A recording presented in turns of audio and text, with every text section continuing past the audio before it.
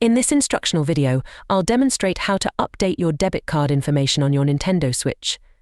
Let's dive into the process. Firstly, you need to access the Nintendo eShop.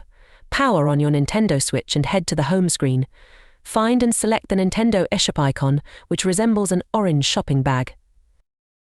Next, open your account information within the Nintendo eShop. Scroll down until you spot your user profile icon in the top right corner of the screen. Tap on this icon to access your account details. Now, select the user information option from the account menu. Look for this among the various options presented. This is where you'll manage your user profile settings. After that, navigate to the Payment Methods section. Within the User Information menu, locate an option labeled Payment Methods or Credit Card Information. Tap on it to view your currently linked payment methods. Finally, remove your existing debit card and add the new one. You'll see your current debit card information listed. Choose the option to remove or delete it from your Nintendo Switch account.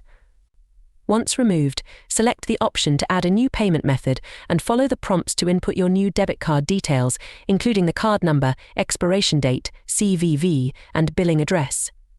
Remember to save the changes once you've entered all the required information. That's it. You've successfully updated your debit card information on your Nintendo Switch. Thanks for watching.